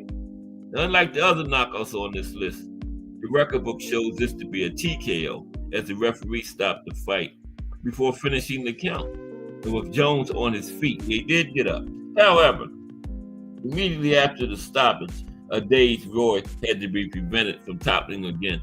For all intents and purposes, this was a clean knockout. Because the referee hadn't stopped him when Roy got out. Tarver would have. Roy would not have got out of that round. They had to help him to his corner. He would not have got out of that round. No way. I've seen that fight many times. That should have been a knockout. But the referee didn't finish his count and stopped it. So, because Roy did get up. He did get up. But he couldn't continue. Mike Weaver versus Big John Tate. Mike Weaver versus Big John Tate. Okay? Now, Mike Weaver knocked John Tate out in the 15th round, March 31st, 1980. The knockout wins don't come more dramatic than this one. Tate may have been a paper champion, but he was highly regarded by many and was being groomed for a big money fight against ex-champion Muhammad Ali. All he had to do was get by Weaver, a journeyman with 9 losses on his record. Yeah, I remember that. Tate was on the way to a big money fight with Ali. All he had to do was win this fight right here. Now, for 14 rounds, Big John dominated Weaver. But in the 15th round, a desperate Weaver got home the biggest punch of his career, a left hook that put Tate to sleep. That single hook changed completely the lives of both men. Now, Weaver would remain a force in the heavyweight division for years to come, while Tate quickly faded away. He was on the brink of a fight with Muhammad Ali, but that one fight changed both of their destinies. Okay? Now this one. Jersey Joe Walcott, Ezzard Charles. Jersey Joe knocked Ezzard Charles out in the 7th round, July 18th, 1951. Some of the greatest knockouts in boxing history today. Now, in this, his record, fifth attempt at the heavyweight crown, Walcott was a 9-1 underdog. This is his fifth time getting a shot at it, right? Got a couple against Joe Louis. I think this was the second one against Ezzard. And he had one against Rocky, too. But this was before Rocky. And 9-1 underdog, not to mention the oldest challenger ever for the title. He fought Charles twice, Louis twice. This is the fifth one, right? 2 previous meetings between Charles and Walcott had been decided by the scorecards, with Charles winning both of them. But this time, Jersey Joe abruptly landed a massive left hook in round 7 that put the great Cincinnati Cobra down for the count. A single perfect shot redeemed all the travails of Walcott's 15-year quest for the title. Yep, he finally got it. Okay, here's the one now. I think this is one of the best ones ever here. Juan Manuel Marquez knocked out Manny Pacquiao December 8th, 2012. This is one of those wife in the audience crying knockouts here, man. Whew. Did the fifth greatest one-punch knockout of all time really happen as recently as 2012? Yeah, just 12 years ago. Mm-hmm. Yes, it did. Now, when a single blow completely alters the careers and legacies of 2 of the best boxers of recent decades, and also realigns the dynamic of one of boxing's most significant rivalries, then it has to rank high on the list. Add in the fact that Pacquiao boasts an excellent chin and that Marquez appeared to be taking the worst of things up to that point. When his huge right hand decided matters, and you have a knockout for the ages. Yeah, that was a knockout for the ages. Look at Manny, man. Looked like he wasn't moving for a minute, man. I was like, damn, is he dead? Yeah, that was one of the wife in the audience couldn't look, crying type knockout. That was a big one there. Yeah. Number 4, Sugar Ray Leonard, Gene Tunney. May 1st, 1957. Sugar Ray got him out of there in the 5th round. Okay? 5th round knockout, Sugar Ray. Yeah, Roy was, though. Coach, he really was. He only lost that one fight in the 90s, a disqualification, remember? Then he came back and knocked that guy out in the 1st round in the rematch. In Defying Arnie, there's Marquez knockout of Pac-Man literally left me shocked. Marquez finally getting his due, but man, it was scary. Yes, it was. The man, he was minutes down, man. Yeah. And Sanctus says, damn. I wrote Terry Norris. I met Vincent. Yeah, Vincent Petway. Okay, yeah, I didn't see that. Vincent Petway. Yeah, Vincent was nice too. Petway. Yeah. Tyson knockout of Spinks. Yeah, that was the 92nd one there. Mike was using Spinks like a bowling ball. Try to pick up a spear. Yeah, that was a Yeah. 90 seconds, right? That's the one where Jay Hardcore's mother fainted in the audience. Jay Hardcore and his mother was at that fight. His mother fainted when he got Spinks out of there in 90 seconds. But Sugar Ray Robinson, Gene Foreman was without question one of the toughest boxers of all time. One of those great 1950s middleweight. That was the best decade for that division, 1950s middleweight. Yes. And Foreman doesn't, he had a great chin too, right? But he suffered a knockout and a clean one at that, which is maybe being a bit hard on him. Calling it a Utah Cyclone. After all, it was the one and only time he got knocked out in his career. And it was by the great Sugar Ray Robinson. And they called this the perfect punch. Robinson had lost to Foreman just a few months before this fight. And it looked as if the rematch might yield a similar result until bang, Sugar Ray's deadly left hook ended the fight. Yep. Just a couple more. This is another one. Here. This one here. Susie Q. There's Susie Q. Rocky Marciano, 13th round knockout, Jersey Joe Walcott, September 23rd, 1952. Rocky was going for the first title shot, and He was behind on all cards in the 13th round, needed a knockout. Too bad Jersey Joe, they wasn't just 12 rounds, then Jersey Joe would have retained his title. But that 13th round, Susie Q came to Rocky, got Susie Q home. Look at that. Jersey Joe was already out. He was on the mat for 5 minutes. And he's already asleep. And Susie Q just bounced off his jaw. Already sleeping. Yep. Now, Jersey Joe said about this fight, if I lose to Marciano, take my name out of the record books. Right? So is it still in there? Not only did he lose, he got knocked out for 5 minutes. Now, reflecting that lack of respect throughout the fight, he held his left hand dangerously low, daring Rocky to clock him. Far behind on points in a grueling battle, Rocky finally did just that, slugging Walcott with a perfectly timed right, which instantly rendered the champion unconscious. One punch destroyed Walcott's confidence and effectively ended his career, and at the same time ushered in the greatness of the Brockton blockbuster, Rocky Marciano. Yeah, see, he's already asleep. And then he was on the mat for 5 minutes after that. I'm going to skip this one. Fitzsimmons and James Corbett. That's way back there again. Let's go to the final one. Way back in the old days. No, that's not fair. Fitzsimmons knocked out James J. Corbett March 17th, 1897. Okay, that's Fitzsimmons on the left. Now, they say a good big man always beats a good small man. But when middleweight champion Fitzsimmons challenged Corbett for the heavyweight crown, the unexpected happened in a very unexpected way. By round 14, Corbett appeared headed to a one-sided points win. He had largely controlled the fight and had even come close to stopping the freckled wonder. But then out of nowhere, Ruby landed. Oh, he had a name for it. Fitzsimmons had a name for his right hand too, Ruby.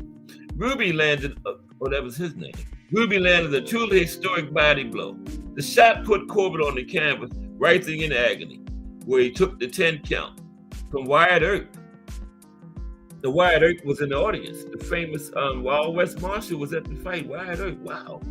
This was Fitzsimmons' second divisional title, as he would later go on to win the light heavyweight crown and become boxing's first Triple Crown champion, first 3-division champion, Bob Fitzsimmons. And finally, the last one, very fitting, was Big George Foreman, the second coming, when he was 45 years old and stopped Michael Moore. Remember that one? Yep. Yeah. Marciano Lastar, that's the first fight I showed in my opening. You find on it. Marciano and Roland Lastar, so that was a good one. Yeah, I've seen that whole fight many times too. That was a good one. Yeah, that was a masterpiece, Sanctus, that Sugar Ray and Gene Fullmer. Yeah, that was a great one there. Yeah, that was, they call it the perfect punch. Look like we might not get to the, we might have to do the, what we had, the trainers and the trilogies as a backup plan for when another show runs short or something, okay? Now, George Foreman, 10th round knockout Michael Moore on November 5th, 1991. Arguably, no single blow in boxing history is as monumental as the right hand that satisfied the 46-year-old Foreman for exotic quest for the heavyweight crown. 45, 45, right? Yeah. 2 full decades after he lost to Muhammad Ali, 20 years later, he got it back. Far behind on the cards and short minutes away from both defeat and the likely end of his second career, Big George finally got home with a right cross that crashed on the champion's chin and put him down for the count. One perfectly timed right hand forever damaged Moore's credibility and confidence. It threw the heavyweight title picture into disarray and elevated Foreman from an exceptional heavyweight champion to a true boxing icon. Yeah, that fight right there, man, took him to iconic status. Let's see, we might be able to get a couple of these trainers then. Yeah, let's look over the trainers real quick. I got some of the best trainers of all time too. We can just go over those real fast. Okay, the trainers. Put it on here. You know, some of the 10 of the best boxing coaches of all time. Some great coaches on this list. Roger Mayweather, Freddie Roach, Custer Amato, Angelo, Emmanuel Stewart, Ray Arcel. Let's look at them real quick. Okay.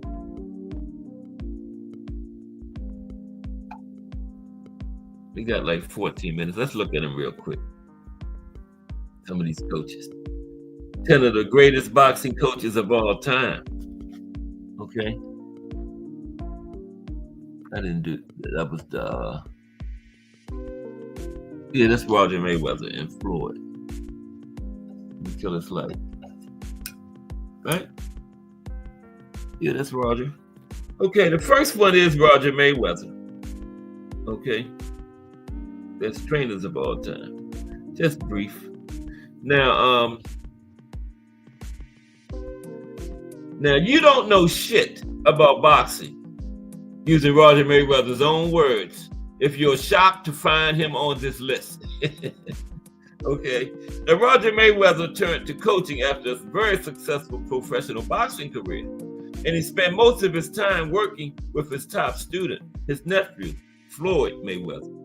And the rest is history, as the two never experienced defeat working together.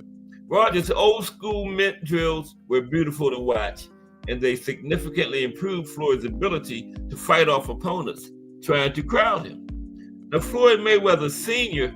certainly deserves recognition for training Floyd during his childhood, but Roger made Floyd the best boxer in recent history.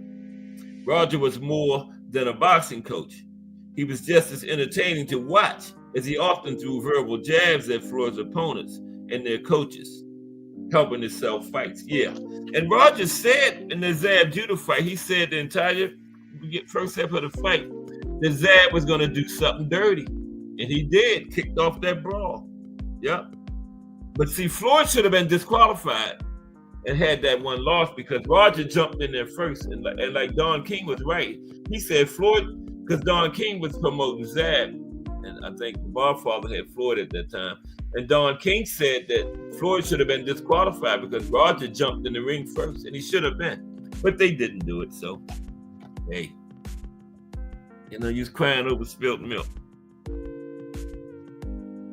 The next trainer is Ray Arcel, the Hands of Stones trainer. Ray Arcel. Okay. There's Ray in the Hands of Stone. Now, Ray Arcel. A lot of people never heard of Ray Arcel, but he's one of the most accomplished trainers in boxing history. Arcel started working with boxers in his early 20s and won his first title as a coach a few years later. Known for his understanding but firm approach to training boxers, Arcel was he was way more than a coach. He went above and beyond to keep his fighters in the right mental state and out of trouble. Arcel had trained over 20 champions by the time he eventually retired. Some of his more notable students include Freddie Steele, Larry Holmes, Benny Leonard, and the Hands of Stone, Roberto Duran. And a fact about Ray Arcel, from 1920 to the 1980s, Ray Arcel trained at least one world champion in each of those decades. Now, after the No Mars fight, he left Roberto Duran briefly, but he came back to him. But he said he didn't want to be associated with something like that, but he came back to him. That was his most prized pupil. But isn't that something? He had at least one champion in every decade from the 1920s all the way up through the 1980s. The legendary Ray Arcel. Okay? Appreciate everybody for sticking with me today. I really appreciate it. Maybe that's how the new year going to be. Old Cat Sports done made it. Okay, number 3.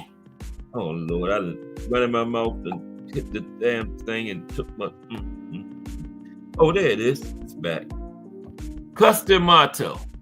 Yeah, it sounded like Custer Amato and Mike there. Yeah. Custer Amato.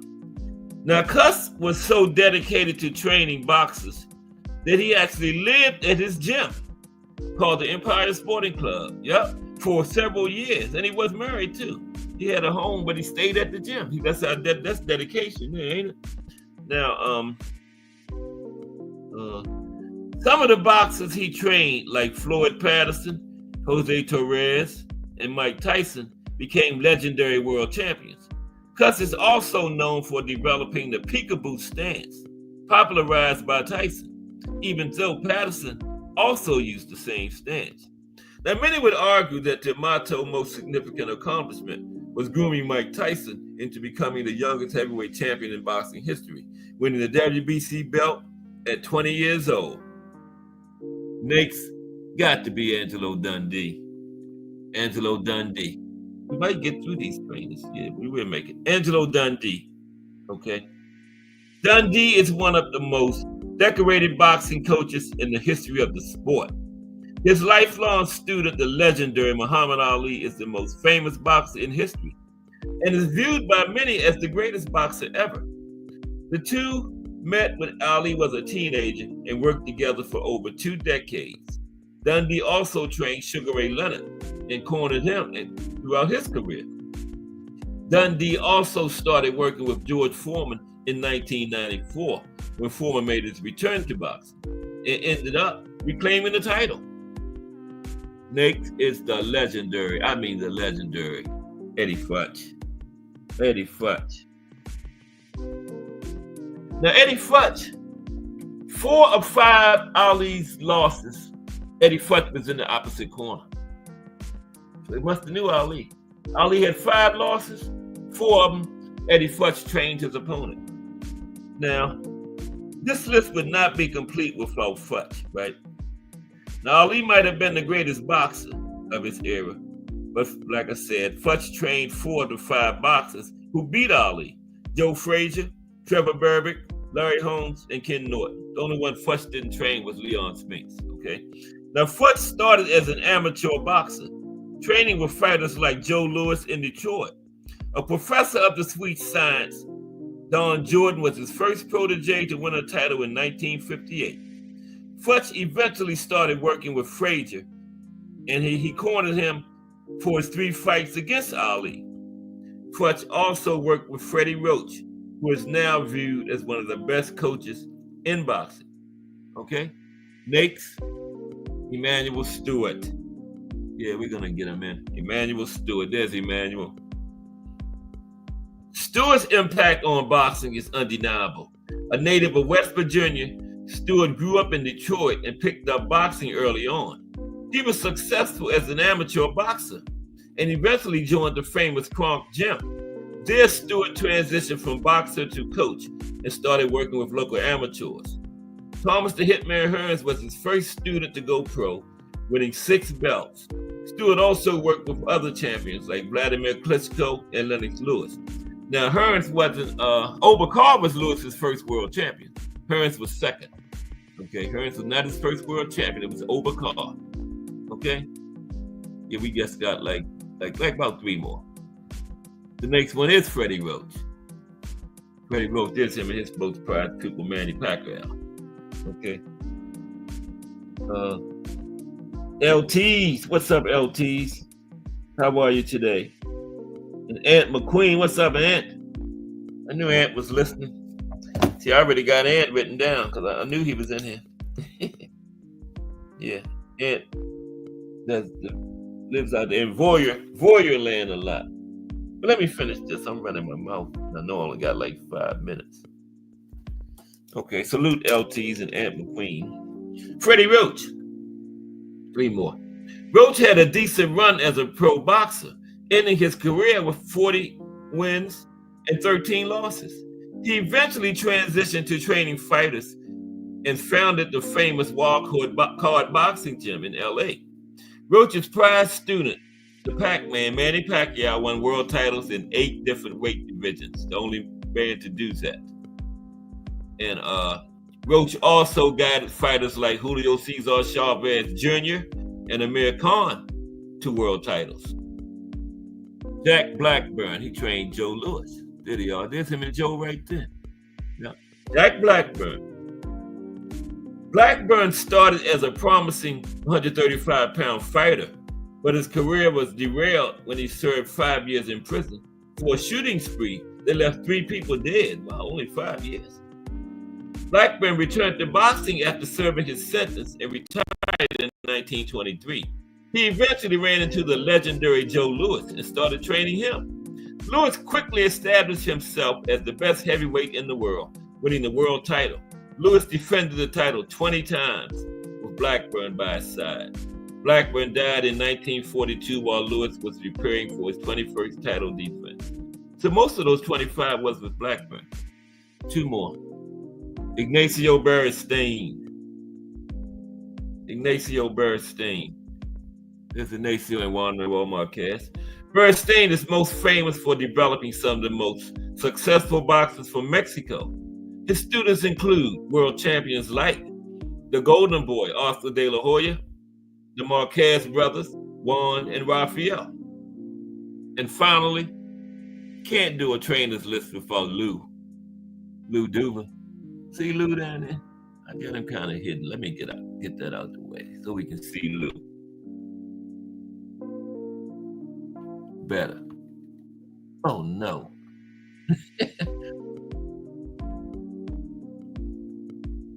Okay, here we go. I got this thing pinned. Where is it pinned at? Oh, there we go. See, there's Lou. I wanted y'all to see Lou better. There we go. Okay, Lou Duva. Duva was one of those trainers who seemed to be able to take any decent boxer and turn them into the best in their division. Some of the fighters Lou worked with include Arturo Gatti, Lennox Lewis, Pernell Whitaker, Evander Holyfield, Hector Camacho, and Michael Mora. Ooh, those are some pretty good fighters. Okay. Fans loved his fighters for their dominant and exciting performances inside the ring. He taught an aggressive boxing style that often delivered entertaining fights. And there you have it. Best fighters, best fights, best knockouts, and some of the best trainers. And we're going to save some of the best trilogies for a backup plan when the show runs short or something. But I appreciate everybody for rocking with me today. And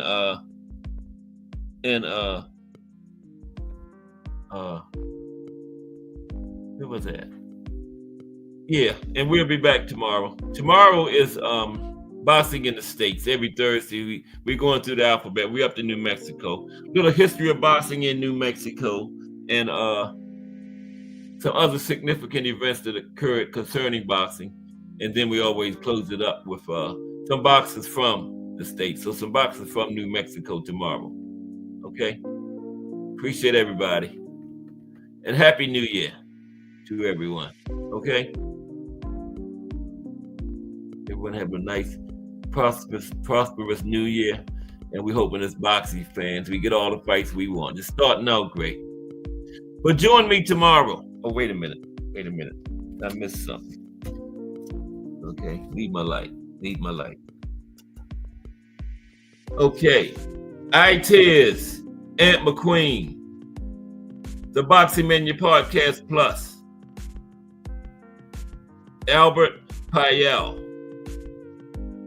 Boxing Talk with Banky and Jay, JBT Network, J Hardcore, Prison Talk with Tommy, SEMA 678, Mike Mazik, Bruce Gas Boxing, Jazz, and more, Thomas Hill, Define Arnie 1, Melanin Queen 27, Donnie Williams, Deep for the Win, Jarrell Hattie, Ken Saw Love 1, Ray Patterson, Miss Cass. Appreciate everybody. Join me tomorrow, because if it's Monday through Friday, 2 p.m., it's the Boxtorian bringing you all that boxing history. Just Do Boxing is straight ahead. This is Cass Sports. Everybody have a great day, and I will see y'all around those JBT streets.